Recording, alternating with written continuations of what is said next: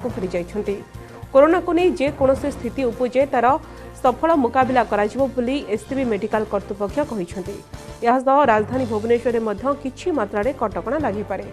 आजिर समीक्षा बैठक में समस्त जिला मुख्य चिकित्सालय गुड़िक निजर तथ्य प्रदान करेंगे। कोविड रोगी हस्पिटाल गुड़िक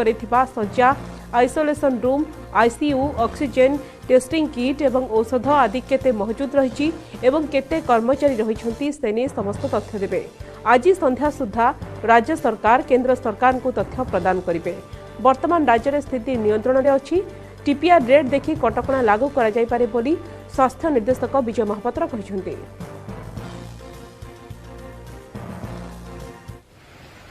कोविड-19 जो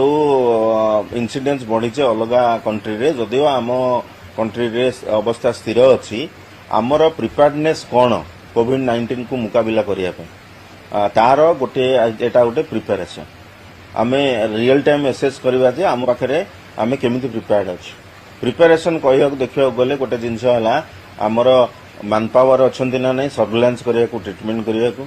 आम पाखे जो औषध पत्र दरकार से गुड़िक अच्छी ना नहीं आम पाखे ऑक्सीजन पर्याप्त व्यवस्था अच्छी ना नहीं आम पाखे जो इक्विपमेंट अच्छी ठीक भाव में काम करुच्ची ना नहीं आम पाखे जो अलग ऑक्सीजन सोर्स जोटा लोक दरकार तार ठीक भाव में अच्छी ना नहीं से प्लांट ठीक भाव में काम करुच्ची ना नहीं तापरे आपने भल कि जानते जदि गोटे कोविड-19 गोटे पेसेंट आसे सिम्टोमेटिक पेसेंट आसे आम प्रथम काम है आइसोलेट करवा टेस्ट करवा अलग जगार रखा टेस्ट रिपोर्ट आसिले तापर व्यवस्था करवा। यही जो गोटे पेसेंट आसिले कौन करवा तापाई जो आनुषंगिक व्यवस्था आमर अच्छी से आनुषंगिक व्यवस्था केमिति अच्छी आम फैसिलिटी रे आमर जदि फास्ट वेव को नवा आमर वर्तमान आनुषंगिक व्यवस्था बहुत बेसी अच्छी। आमर इक्विपमेंट अभाव नहीं आमर टेस्टिंग करने अभाव नहीं आमर जो मैन पावर माने एक्सट्रा निया होता रखा मार्च मास पर्यंत दरकार हम जदि आम आहरी नबू आमर इंफ्रास्ट्रक्चर रे को बेड आइसोलेट करके रखीचु से गुड़ाक कौ भाया प्रोसेस रे काम करुच्ची सेटा को आम वैलिडेट आज करवा। वैलिडेट कर सारा सरकार भारत सरकार नियम अनुसार से गोटे साइट अच्छी से साइट रे आम सबू आमर जी व्यवस्था अच्छी से व्यवस्था को अपलोड करूँ ता द्वारा नेशनल लेवल रे जो टास्क फोर्स अच्छी से जो एनालाइज करुँच कौन हम आम सक्षम कि नुह आमको आउ कौन दरकार से विषय से अनुशीलन करके आमको किसी रिपोर्ट कर तेणु आज सबु जगह आम हेल्थ फैसिलिटी होची आप जो कहले डाटा कथा डाटा आम 27 तारीख आज संध्या सुधा आम अपलोड करूँ सबु जाक जगार आसला डायरेक्ट अपलोड करेंगे आम ये कंपाइल करके स्टेट लेवल दबू। इस संपर्क अधिक अपडेट पर लाइव जोड़ी होती निरुपमा प्रतिनिधि। निरुपमा, आज मुख्यमंत्री नवीन पट्टनायक कोविड स्थितिर समीक्षा करेंगे केतबेले समीक्षा बैठक रही केउ माने उपस्थित रहिबे एवं किछि कटकणा किछि गाइडलाइन आसी पारे कि कर्नाटक ढांचा को ओडिशा सरकार आपणी पारंती कि मास्क कटकणा तास्त नुआ वर्ष को नै किछि कटकणा आसी पारे कि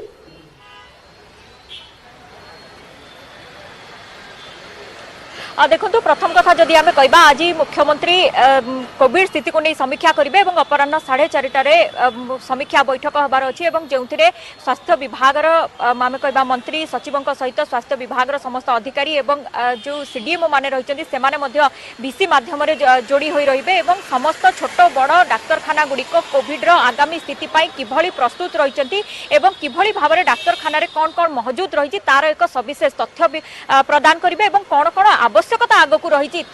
एक सविशेष तथ्य प्रदान करेंगे नहीं मुख्यमंत्री निजे समीक्षा करेंगे कहुई जो कथा कहते जो कथा आम आशा करें कर्नाटक भली ओडिशा रे मास्क बाध्यतामूलक पारे कि से नहीं एक कल्पना जल्पना लगी रही किंतु वर्तमान स्थिति उपरे जदि आम नजर रखा स्वास्थ्य विभाग निर्देशक जो तथ्य देते वर्तमान राज्य में से स्थिति आसीना संगीन होना परिस्थिति स्थिति वर्तमान नियंत्रण रही। कैपिटल हॉस्पिटल निर्देशक कहवा कथा कैपिटल हॉस्पिटल वर्तमान दिन को 20 ରୁ 25 जन मात्र एंटीजेन टेस्ट करुँच तो से कौन स्थिति संगीन होना निर्देशक कहवा कथा टीपीआर रेट पूर्वापेक्षा विशेष बढ़ी ना एणु मास्क बाध्यतामूलक